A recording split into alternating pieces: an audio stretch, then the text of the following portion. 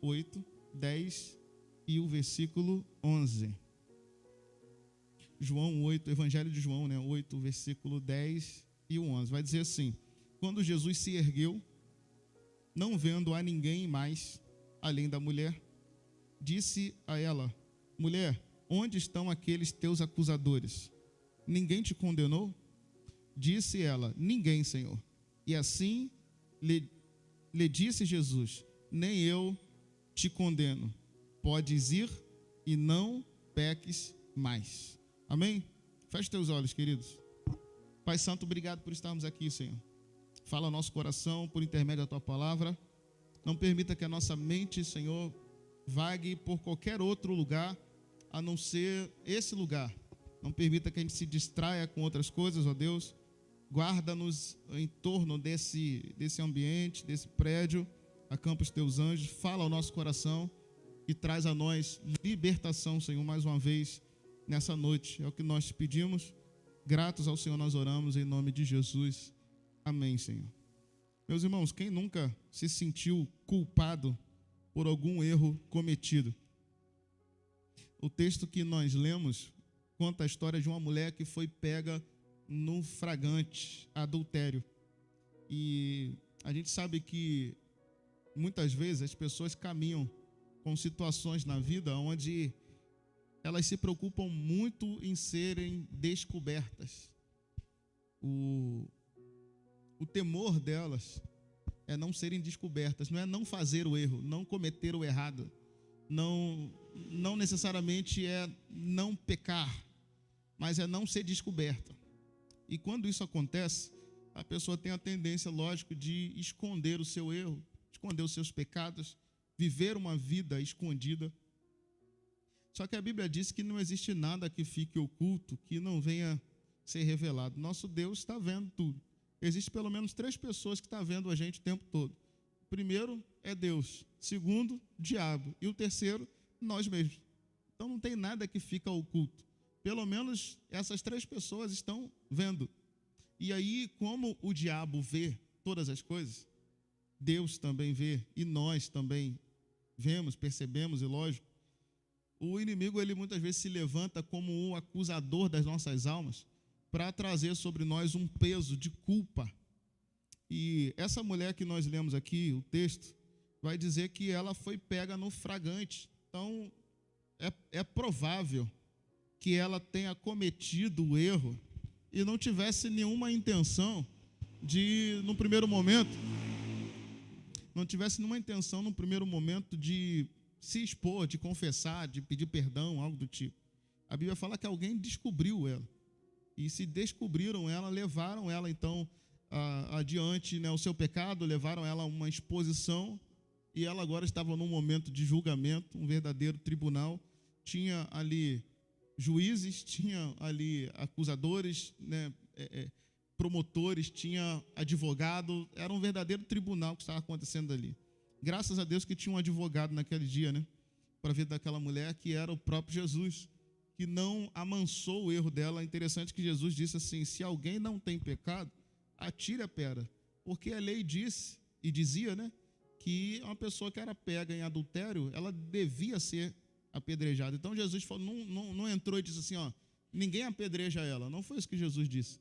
Jesus falou: se alguém não tem pecado, pode tirar a pedra. Vamos cumprir então a lei com essa mulher. Como ninguém estava ali digno, apto, todos tinham pecado, logicamente, ficou revelado que não só aquela mulher tinha pecado, mas todos tinham pecado. E agora ela era o alvo, mas agora estavam todos expostos. Porque é assim que acontece na vida de alguém que quer caminhar como um acusador. Ele vai ser exposto também. Todo acusador, em algum momento, vai ser exposto, porque Deus não nos chamou para julgar ninguém, irmãos, para condenar, para criticar ninguém, para culpar ninguém. Muitas vezes nós passamos por um momento de acusação e nós não gostamos de ser acusados de nada, ainda que estejamos no erro. Mas quem é que tem o direito de acusar o outro? Quem é que tem o direito de julgar o outro e de trazer a sua pedra e de tacar a pedra para alguém, Na vida social, pessoal, diária, a gente passa por muitos momentos onde a gente acaba cometendo esse erro de acusar os outros. Então, uma pessoa que se atrasa, pô, tá atrasado, hein? Atrasado, como se a gente nunca se atrasasse, né? Alguém que está comendo muito, você olha o prato e você fala, um pratão, hein? Está comendo muito, ó, cuidado, ele está comendo muito, mas ele não viu que antes, na verdade, ele comeu talvez mais do que quem está comendo agora, né? Então, muitas vezes, nós nos posicionamos como um acusador em momentos assim práticos da vida, mas também podemos nos posicionar como acusadores em outros tipos de situação, talvez situações mais graves, onde a gente percebe alguma situação na vida de uma pessoa e às vezes a tendência que a gente tem é de acusá-la. Hoje o Senhor quer nos trazer essa palavra porque Ele quer nos tirar debaixo de um jugo, de um espírito de acusação. O espírito de acusação, ele tem um objetivo muito, muito claro, muito específico, que é anular ou diminuir o poder do que Jesus fez por nós na cruz. Toda vez que Satanás se levanta para gerar acusação contra a minha vida e contra a tua vida, tendo ele razão ou não, a Bíblia fala aqui, no livro de Jó, por exemplo, o Satanás, na verdade está escrito, não é nem Satanás lá, está dizendo o Satã. Por que Satã? Satã é o acusador. A tradução da palavra, né, Satã, não é só um nome, mas é o que ele faz. Então, o acusador foi diante de Deus falar de Jó. E ele vai falar assim, ó, Jó, ele é íntegro, ele é correto, ele faz as coisas certas, porque ele tem tudo. Olha como é que o diabo é, né? Olha como é que o Satanás é ruim, né? O Jó estava quietinho na casa dele, fazendo as coisinhas dele, e Jó até orava. Jó orava, diz a Bíblia que ele oferecia sacrifício pelos seus filhos e purificava sua família, e de repente o Satanás se levanta para acusar Jó e dizer, olha, ele faz isso tudo porque o Senhor está abençoando ele. Eu quero ver o dia que o Senhor parar de abençoar ele, se ele vai continuar ainda assim te servindo, sendo íntegro. Irmãos, agora escute o que eu vou dizer aqui, ó. Se o Satanás se levantou para ir contra a vida de Jó, que era íntegro, quanto mais ele vai tentar vir contra a minha vida e contra a sua vida, que talvez tenha alguma situação para carregar. Você está entendendo ou não? É claro que a gente não deve ter situação nenhuma, não estou dizendo que somos piores do que Jó. Eu estou dizendo que o diabo ele não precisa de uma situação para nos condenar. O papel dele é esse. Ele tem esse papel de acusador. Ele não vai fazer outra coisa contra a minha vida e contra a sua vida, a não ser nos acusar. Isso se a gente caminhar de maneira íntegra, ele já vai fazer isso. Quanto mais se a gente caminhar de uma maneira tortuosa. Você está comigo aí? Dá um amém. Então, nós precisamos hoje entender pela palavra de Deus, e eu quero ser muito simples e muito rápido. Hoje eu separei só 3 coisas para falar com vocês. O último domingo foram 15. E hoje só são 3, ó. Tá vendo como é que hoje tá tranquilo, né? Para poder compartilhar com os irmãos, então, essas 3 coisas. E a primeira coisa que eu quero falar é o seguinte: o agente potencializador da acusação. Presta atenção aqui, irmão, em nome de Jesus. O agente potencializador da acusação é o orgulho. Escute, é engraçado, eu estava escrevendo isso aqui ontem, e uma figura que veio na minha mente, sabe aquelas bolinhas de munição de arminha de gel? Não tem? Não estou te incentivando a ter arminha de gel não, tá? Só estou citando. Se você quiser ter ou não, isso é contigo. Mas já viu aquelas bolinhas? Se eu não me engano, ela tem que ser colocada na água, não é assim? Para poder, acho que ela pega um formato depois que é colocado na água, não é isso? Então, quando eu estava escrevendo isso aqui, o que veio na minha mente era exatamente isso. A acusação do diabo contra a minha vida e contra a sua só tem efeito, só funciona se tiver um agente que vai potencializar ela, a acusação. Qual é o agente, pastor? O orgulho. O nosso orgulho. Sabe por que nós não gostamos de ser criticados? Porque nós somos orgulhosos. É por isso que nós não gostamos de ser criticados. Agora, muito mais acusados de alguma coisa. Você imagina uma pessoa que está no erro, ela está no erro, e ela vai ser acusada do erro que ela está cometendo. Ela tem que reclamar de alguma coisa, irmão? Não. Porque a pessoa está falando a verdade, alguém está falando a verdade. Agora, preste atenção aqui, ó. A acusação do diabo contra a nossa vida nos fere tanto por causa do nosso orgulho. Se nós não fôssemos tão orgulhosos de nós mesmos, sabe o que nós falaríamos para o diabo? Sabe o quê? Nós falaríamos assim: tu está certinho, diabo. Você está me chamando de pecador, você está me chamando de errado, você está dizendo que eu errei. Irmãos, desculpa, eu posso ser sincero com você hoje? Posso, né? Eu sempre posso, né? Mas, ó, não me leva mal não, tá? Ó, com todo carinho. Só por um momento, só por um instantezinho assim, 30 segundos, lembra do teu passado aí, lembra do teu passado. 30 segundinhos só. Pronto, passou os 30 segundos. Não lembra muito não, pra você não cair em acusação. Se o diabo chega para você e fala assim: tu não tem condições de estar na igreja não, fulano. E aí você, se você der bobeira, você vai conversar com o diabo aqui, ó. Você vai conversar com o diabo aqui dentro da tua alma. Aí você responde para o diabo assim, para o Satã, para o acusador.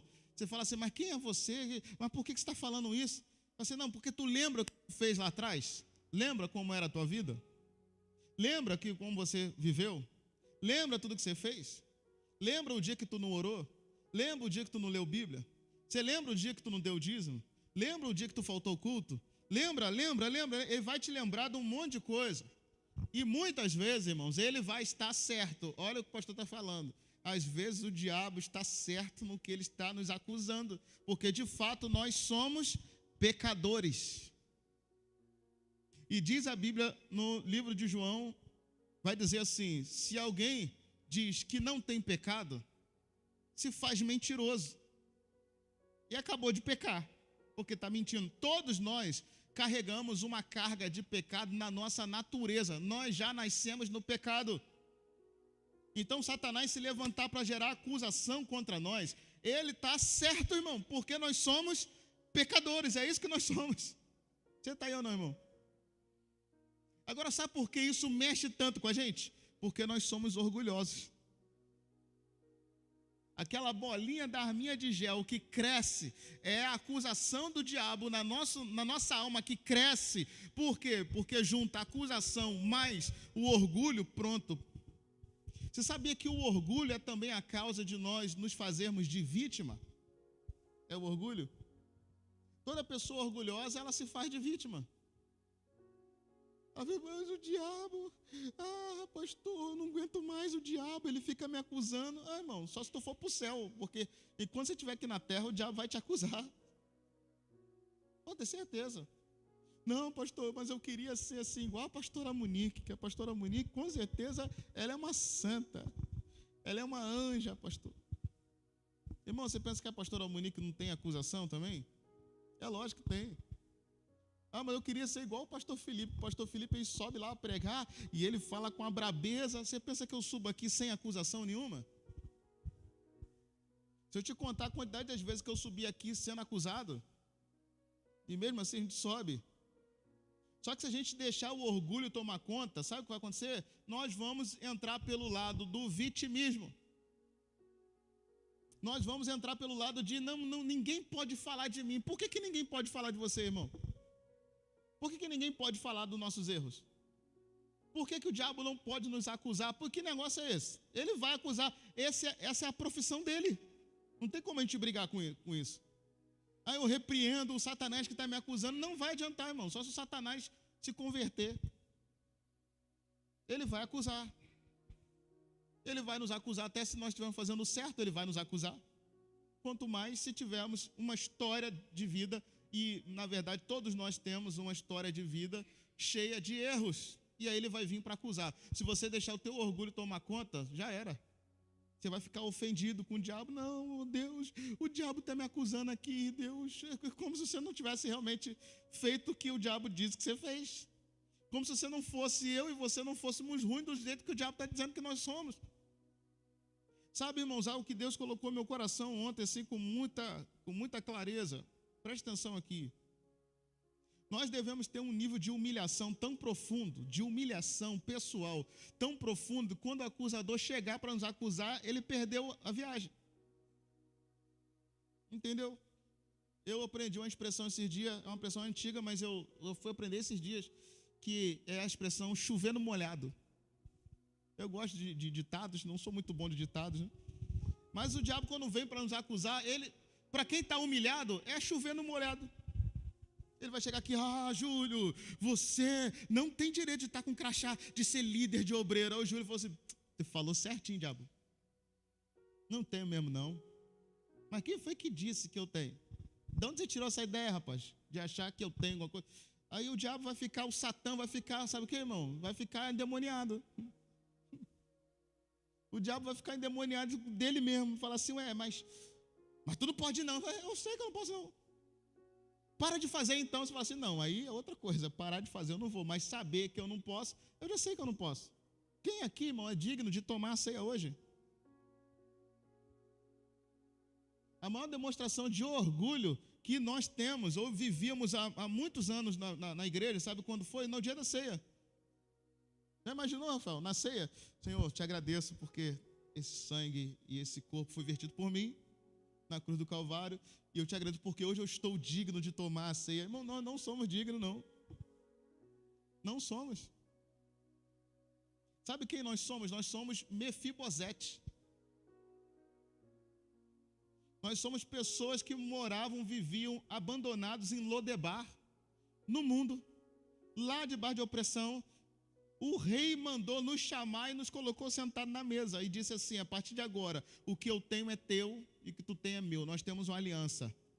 O que eu como, tu come, o que eu boto na mesa, tu come. Mas Senhor, não. Ele nos deu de graça, não é porque nós merecemos. É por isso que temos um acusador, e o Satanás fica endemoniado de chegar para a gente e falar, vocês vão tomar ceia hoje? Aí você fala assim, vou tomar ceia, sabe por quê? Porque o inferno perdeu mais um e eu sou livre da acusação, é por isso que eu vou tomar ceia. Entendeu? É isso, irmão. O teu orgulho e o meu orgulho, muitas vezes nos deixam ofendidos pelo nosso passado, a gente tem vergonha do passado. A gente não quer que as pessoas saibam do que nós fizemos, por onde nós andamos, onde nós erramos, como nós falhamos. A gente não quer que as pessoas saibam, sabe por quê? Por causa do nosso orgulho. O nosso orgulho faz a gente viver como Adão, que pecou e se escondeu, e Deus chamou Adão, cadê você, Adão? Ele falou assim, Senhor, eu tive medo, eu tive vergonha. Foi a primeira vez que o ser humano teve vergonha. Quando tinha um pecado, uma culpa, uma acusação sobre a sua vida. E aí ele se escondeu de Deus. Daqui a pouco chega o Adão vestido com uma roupinha estranha, né? Uma roupinha, e tentando esconder o que não dava para esconder. Você acha que o Adão tinha agulha, tinha linha, tinha máquina de costura, para fazer uma calça? Como é que faz roupa com folha de árvore? É uma tentativa de se esconder. Tem uns desenhos de criança aí que botam só umas folhinhas na frente, uma atrás, né?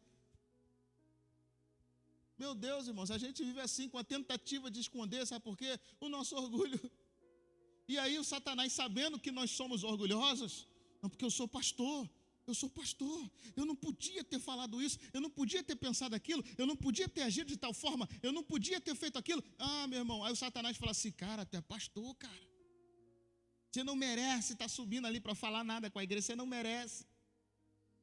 Você não merece. Você não merece. Você não merece. E aí, se a gente deixar, irmãos, o orgulho, fala assim, Deus, manda o Satanás calar a boca, Deus. E aí você vai ver no livro de Jó, Deus conversando com Satanás, sem interesse nenhum de calar a boca do diabo em relação à acusação.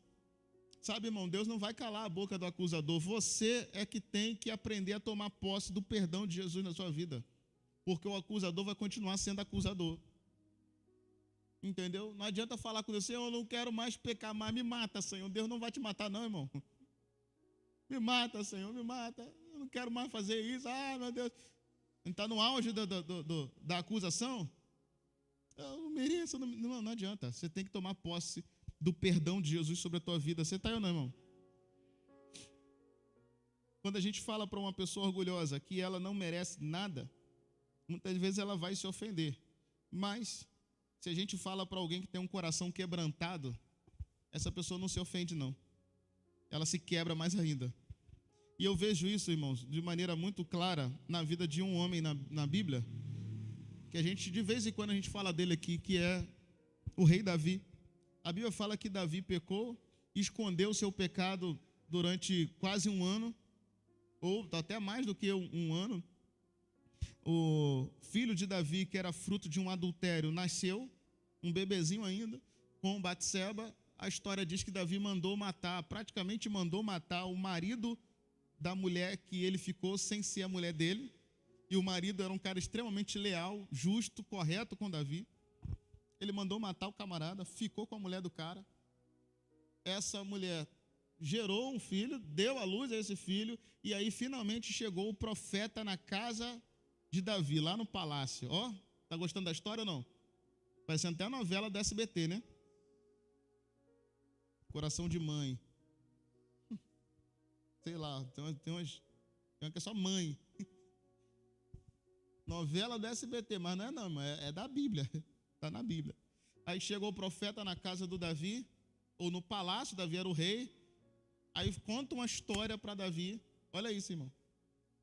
Diz a Bíblia que o homem chegou e falou assim: Senhor, se o camarada tivesse muitas ovelhinhas e decidisse ficar com uma ovelhinha que não era dele, o que você acha que esse camarada tinha que fazer? Não, tem que matar ele.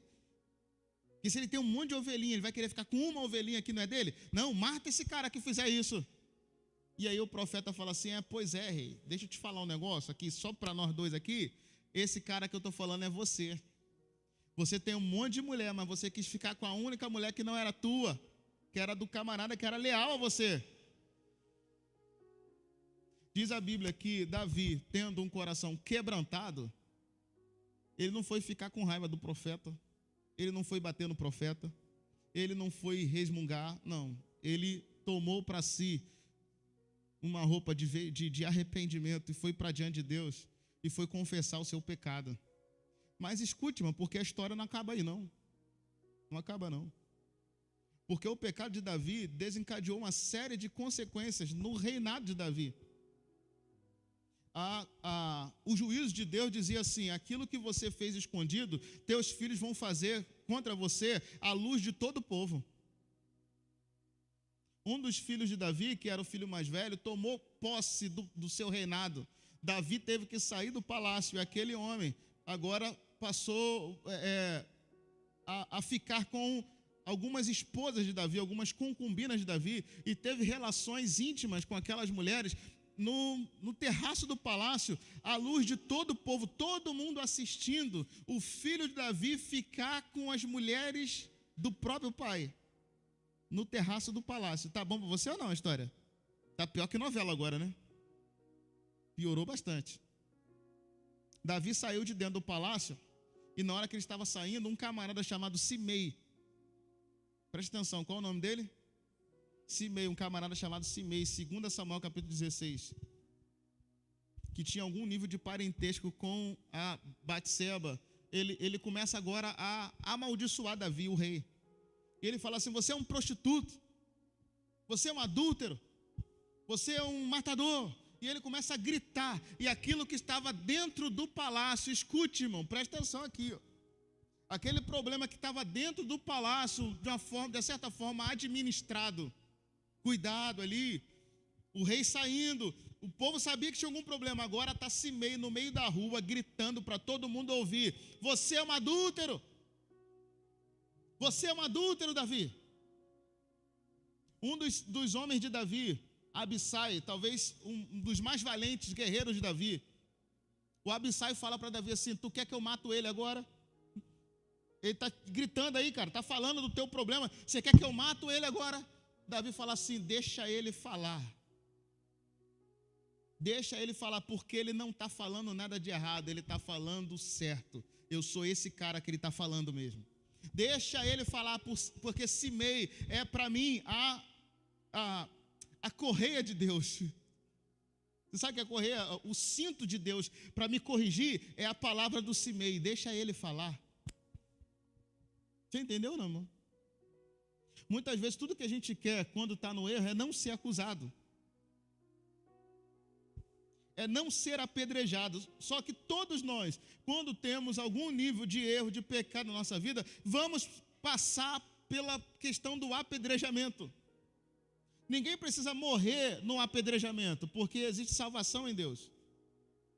Mas a fase do apedrejamento, todo mundo passa. E essa fase do apedrejamento tem a ver com algo que vem contra o nosso orgulho. Ficou ruim de repente, né? Eu não gosto não, pastor. Eu sei que eu estou errado, mas esse negócio da pessoa ficar falando de mim, irmão, quanto mais você se mexer, mais vão falar de você, sabia? Quanto mais você enrijecer o teu coração, mais as pessoas vão te condenar, mais vão te acusar, mais Satanás vai se levantar contra a tua vida. E Deus não vai fazer nada, Deus vai deixar acusar você.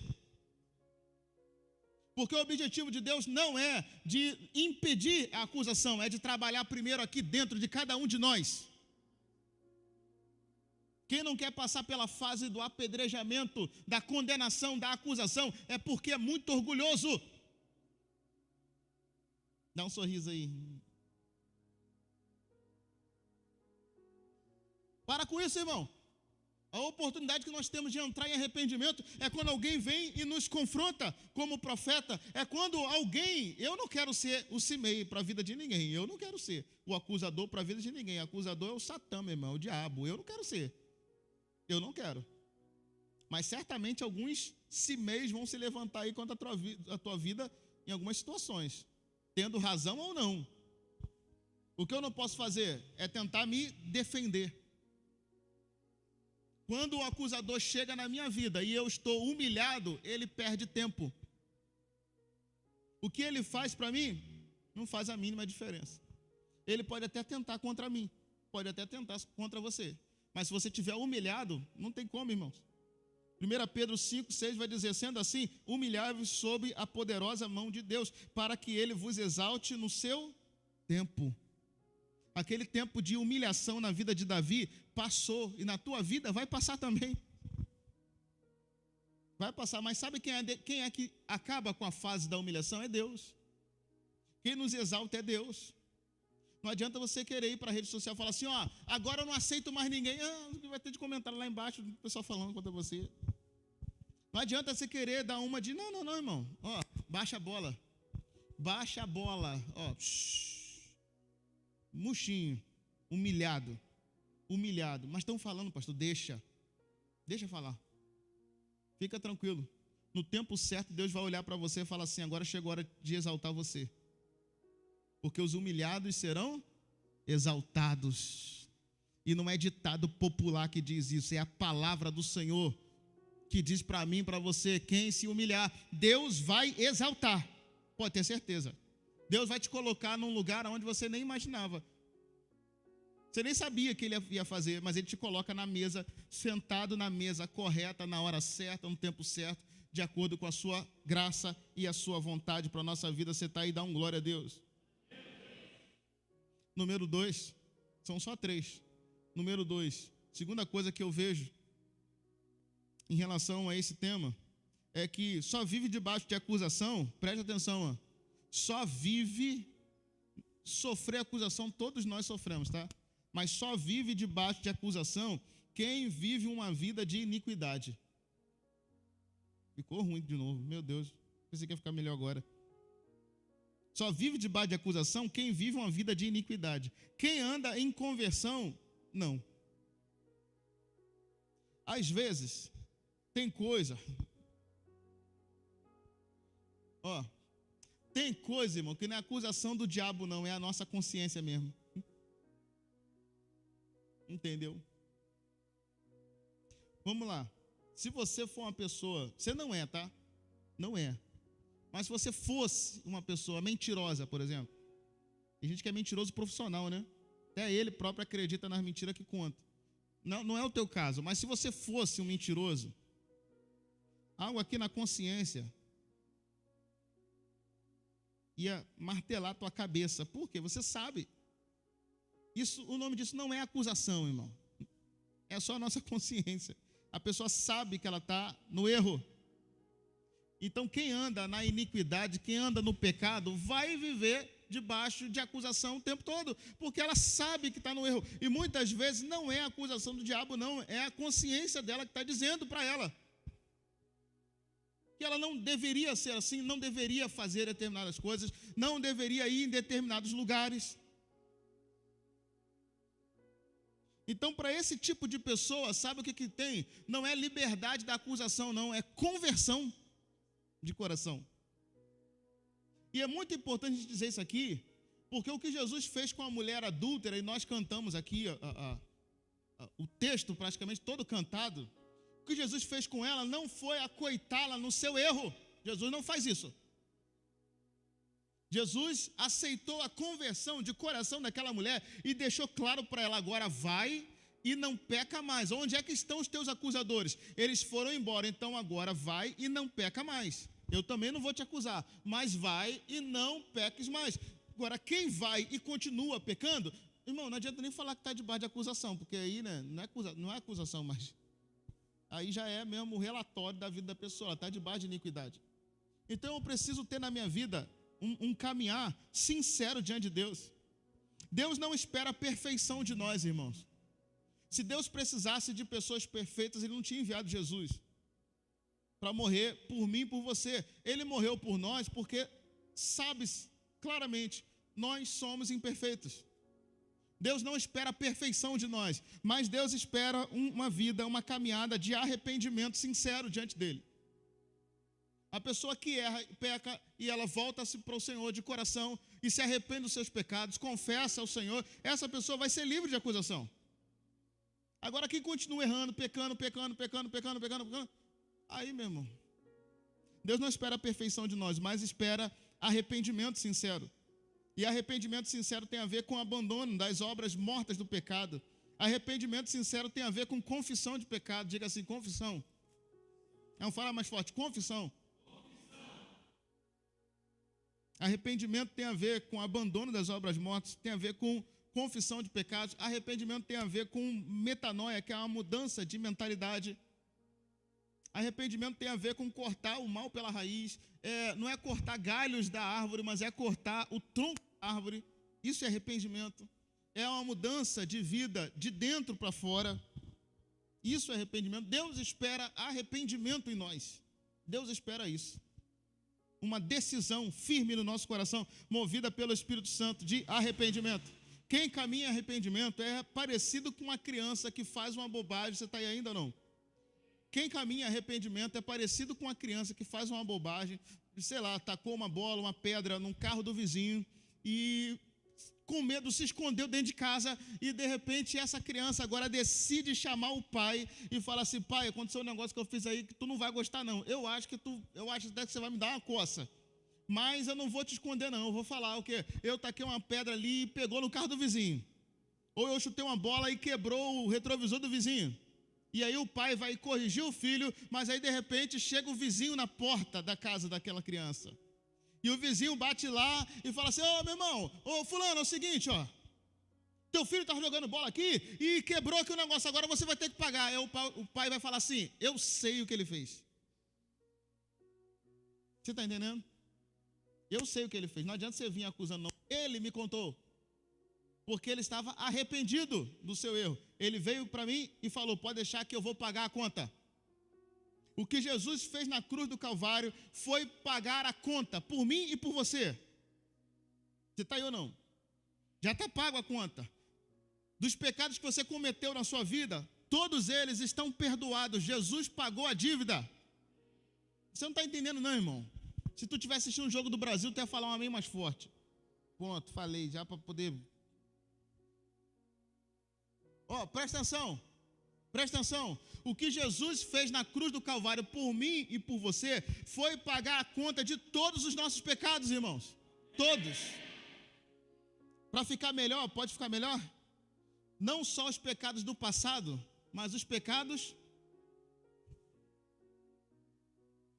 O vidro do carro que tu vai quebrar ainda, que tu nem sabe, Jesus já pagou a conta.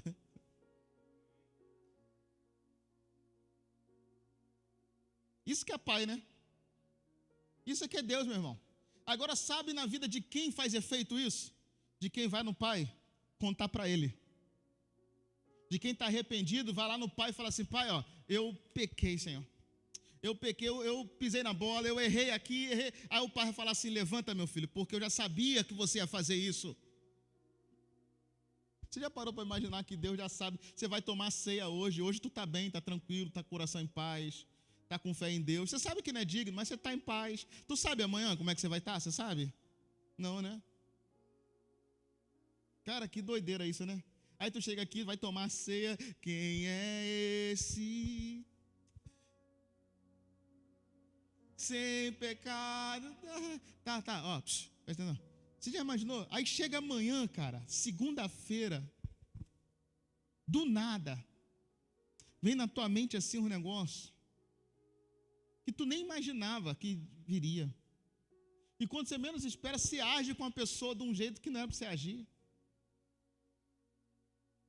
E aí você fala assim: meu Deus, errei. Tu acha que Jesus que está aqui hoje, ele não sabe o erro que tu vai cometer amanhã, irmão?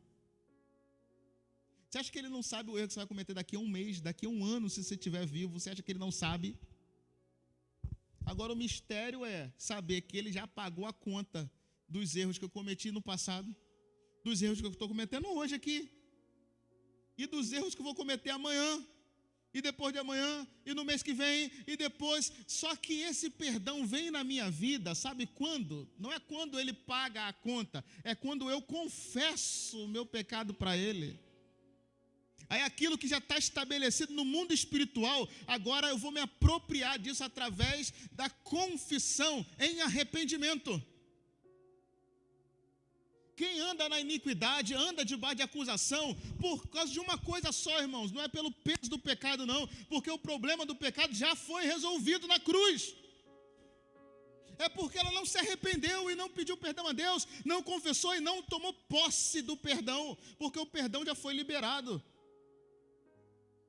Eu acho tremendo saber que ninguém vai para o inferno, Thelma, por causa de pecado. Ninguém vai para o inferno por causa do pecado. Só vai para o inferno porque não houve arrependimento. Não houve confissão. A pessoa quis viver na iniquidade, mas o dia que ela se levantar e falar assim: eu quero aceitar Jesus como meu suficiente Senhor, como Salvador da minha vida, acabou. Acabou. O tempo que bebia, o tempo que fumava, o tempo que se drogava, o tempo que se prostituía, o tempo que falava besteira, que agia errado, o tempo que não tinha caráter, o tempo que roubava, que escondia as coisas, acabou. No dia que a pessoa levanta a mão para Jesus e fala assim: eu quero Jesus na minha vida, eu quero servir a Jesus. Jesus fala assim: eu estava só te esperando, mas Jesus, e o que eu fiz antes? Eu falo assim: já está pago, filho. Tem como tu pagar a conta para mim? Jesus fala assim: já está pago. De vez em quando eu vou na lanchonete com os irmãos aí, e já tem tempo que não acontece, poderia acontecer mais vezes. Vocês estão rindo de que eu nem falei. Poderia acontecer mais vezes, Antônio, viu? Viu, Antônio? Viu? Mais vezes, chega lá, aí eu falo com a menina assim do caixa: quanto deu o meu? Ela fala assim: não, já pagaram o seu. Terra. Ah, meu Deus. Já pagaram o teu? Ah, já pagaram o meu? Ah, tá bom. Quem pagou? Ela: ah, o menino pagaram aí, pagaram. Oh, meu Deus, coisa boa, irmão. É isso que acontece. Você vai, se arrepende, entrega a vida para Jesus. Jesus, e meus pecados. Jesus fala assim: já está pago a tua dívida, filho. Você quer viver isso? Tu quer viver debaixo de acusação, irmão? Porque o acusador é aquele que vai se valer de pecados escondidos. Você imagina a mesma cena do filho escondendo do pai que quebrou. Aí de repente chega o vizinho lá: ó, teu filho quebrou meu carro aqui. Com que cara fica esse filho, irmão? O que esse filho carrega se não culpa e acusação? É por isso que às vezes nós ficamos debaixo de culpa e de acusação, porque escondemos coisa aqui dentro. Como se Deus já não soubesse, né? Como se Deus já não soubesse. E Deus, sabendo de tudo, só espera de nós a confissão. Só uma conversa sincera. Como a gente diz, só um papo reto. Pastor, eu não sei orar. Irmão, tu sabe falar a verdade? Se tu sabe falar a verdade, tu sabe orar. Você sabe ser sincero? Se tu sabe ser sincero, você sabe orar. Mas eu não sei orar assim, pastor, igual o pessoal ora na igreja. Mas ninguém está te dando microfone para você orar na igreja, não. Quem tem que saber orar igual ora na igreja é o pastor, a pastora. Senhor, meu Deus, meu Pai, muito obrigado por esse culto, entendeu? Se você não é pastor, você não precisa saber orar assim. Você pode orar do seu jeito. Fale a verdade com o teu Deus. É o teu Deus, o teu Pai. Ele está esperando você ser sincero com Ele. E não é só agora, hoje, não. São todos os dias, irmãos. Toda vez que acontecer uma coisa errada, pastor, mas eu já estou na minha 10ª vez que eu faço a mesma coisa errada. Fala de novo. Mas e se eu cometer a 11ª? Ele te perdoou a nona? Te perdoou na nona? E você acha que ele não sabia que ia ter a 10ª? Se tu fizer a 11ª e for fazer a 12ª, se ele te perdoar na 11ª, ele já sabe que você vai fazer de novo. É permissão para pecar isso, irmão? É lógico que não. Mas ele não quer a nossa perfeição, não. Deus sabe os nossos defeitos. Eu fico imaginando, Gustavo, se o Adão, quando pecou, agora eu vou viajar. Já está viajando comigo, né? O Adão pecou, meu Deus, comi do fruto que Deus falou que não era. Deus, pai, rapaz, eu comi do fruto. Irmão, você já imaginou? Eu não dá nem para saber como é que ia ser, né? Mas é provável que seria completamente diferente do que foi. Mas não, Adão fez o quê? Foi se esconder. E Deus só queria que ele falasse a verdade. Só isso. O Davi já teve esse coração de ir lá e confessar. E falar a verdade. E alguém veio condenar o Davi. E o Davi, não, deixa condenar. Eu só quero que a presença de Deus continue na minha vida. Não retire de mim, Senhor, o teu espírito. Não retire de mim o teu espírito. Davi não foi lá falar assim, Senhor, não deixa eu perder o reino, não. Eu quero continuar a ser rei. Irmão, depois que você está pecado, você já perdeu a coroa já, filho. Você está entendendo? Tem gente que está querendo continuar sendo rei com a vida toda esquisita. O Davi falou assim, não, eu perco o reino aqui. Eu estou entregando para o meu filho Absalão o reino, mas, Senhor, não tira de mim o teu espírito, Senhor. Terceiro e último. A acusação do maligno atua, sabe aonde? Nos nossos sentimentos. Escute, irmão, eu já estou acabando. A acusação do maligno atua nos nossos sentimentos. Porém, eu e você não podemos andar pelo que nós sentimos. Eu estou me sentindo tão acusado, mas a tua fé na obra de Cristo tem que ser maior do que o teu sentimento. Sabe por que o diabo consegue paralisar tanta gente? Por causa de acusação. Aonde, pastor? Nos sentimentos. A fé de alguém que conhece a Jesus, tem experiência com Jesus, conhece a vida e a obra de Cristo, a fé que essa pessoa tem que ser maior do que o que ela sente na hora que ela peca. Irmão, se tu não crê 500.000% no perdão de Deus na tua vida, você ainda não teve uma experiência com Jesus verdadeira. A tua fé na salvação em Jesus é fraca ainda. Sabe qual é o problema? Muitas pessoas não têm experiências reais com Jesus.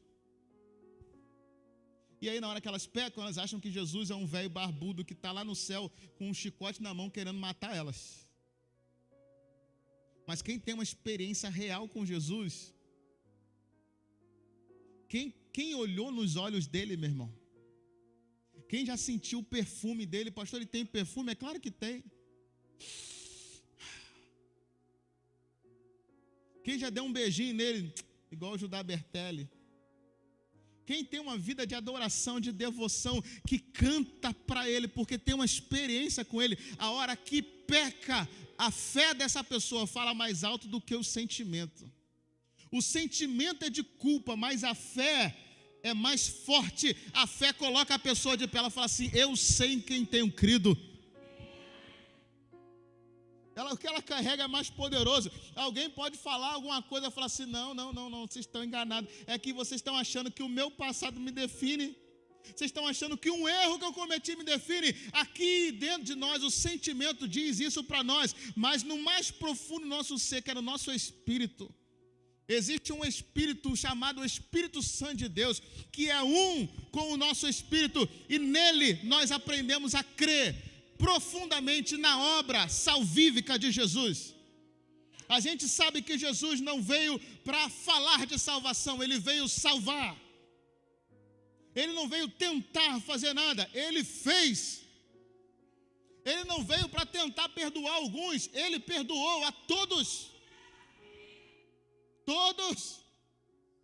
Mas o meu pecado é grande, meu irmão. Jesus é maior que o teu pecado. É maior que o meu pecado. Então no dia que você estiver em casa e que tu tropeçar, meu irmão, e cair, que a tua fé seja maior do que o teu sentimento de culpa. Seja maior. O nosso Cristo é o nosso Salvador. Jesus é o teu Salvador? É o teu Salvador, irmão? Você já parou para pensar nisso? A palavra Cristo é exatamente isso, é o Messias, é o Cristo ungido de Deus, o Salvador, o Mashiach. Ele me salvou de quê, meu irmão? Da condenação. Qual condenação, pastor? Condenação do pecado. Ele me salvou da condenação. Ele é o Cristo, o Filho do Deus vivo, o Filho de Davi. Ele é o meu Cristo, ele é o meu Jesus Cristo. O Jesus Cristo da Bíblia é o Jesus Cristo lá de Nazaré. Mas o meu Jesus é o Jesus Cristo da Chácara Campo, está aqui perto de mim, como esteve em Nazaré andando. Ele atua aqui. O que ele fez lá em Nazaré, ele faz aqui hoje. O que ele fez há 2.000 anos atrás, ele faz hoje na minha vida, todos os dias. Então, se eu cair, como diz a canção, nem se eu cair, a sua mão, irmão, não pode ser poesia, cara. Não pode ser uma poesia que tu carrega, tem que ser a fé, firme fundamento no teu coração. Jesus me perdoa, Jesus me salva. Além disso, esse mesmo Jesus deixou para mim, para você, sabe o quê? Nada mais, nada menos do que o Espírito Santo. Que na Bíblia é chamado, sabe de quê? Chuta, irmão. Meu advogado é o meu Senhor, ele me defende do acusador. Meu irmão, meu advogado, o Espírito Santo. Para que você precisa de advogado e eu? Quem precisa de advogado, irmão? Um réu. Nesse tribunal nós temos um promotor injusto, um acusador, um Satã, contra a minha vida e contra a tua. Mas só que nesse tribunal tem um justo juiz, que é o Senhor dos Senhores, Deus. Ele é o justo juiz. Se ele fosse dar ouvido só ao Satã, ele nos condenava no inferno. Só que entre nós e Deus tem um cordeiro, meu irmão. Tem alguém que morreu por mim e por você, e não morreu só há 2.000 anos atrás. Diz a palavra do Eterno que ele morreu antes da fundação do mundo. Tá bom para você? Mistério, né? Você pensa que Jesus morreu, foi entregue no dia que ele morreu na cruz? Ele foi entregue antes da fundação do mundo. Ele já era o Cordeiro de Deus, que tira o pecado do mundo. Então, quando Satanás vem acusar os homens, aqueles que creem em Jesus Cristo, que tomam posse, que vão se apropriar do sacrifício de Jesus, essas pessoas não serão condenadas, irmãos. Porque ele já foi condenação por mim e por você. Em Cristo nós fomos feitos justiça de Deus. Antes nós éramos inimigos, mas agora nós somos amigos. Antes nós estávamos longe, mas agora nós estamos perto. Quem tentará acusação contra os escolhidos de Deus? É Deus que os justifica, Romanos capítulo 8. E é legal, Tassiane, que Romanos capítulo 8, presta atenção que agora eu estou profeta. Romanos capítulo 8 vem depois de Romanos capítulo 7. Só que em Romanos capítulo 7, está o apóstolo Paulo falando, sabe o quê? O que eu quero fazer eu não faço. O bem que eu quero fazer eu não faço. O mal que eu quero fazer eu faço. Quem me livrará do corpo dessa morte? Pobre homem mortal pecador que eu sou. Romanos capítulo 7. Só que aí vem Romanos capítulo 8. Aí Paulo fala assim, quem me condenará? Quem intentará acusação contra os escolhidos de Deus? É Deus que justifica. Aquele que não poupou nem mesmo o seu único filho, antes entregou por mim e por você. Como não nos dará também juntamente com ele todas as coisas?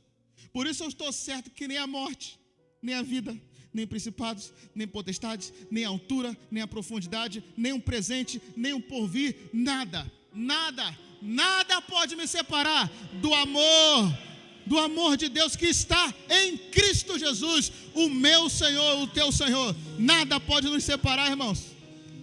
Fala assim: ai meu Deus, ainda bem que depois de Romanos 7, vem Romanos 8. Fala, graças a Deus. Fica de pé em nome de Jesus. Seja livre da acusação, irmão.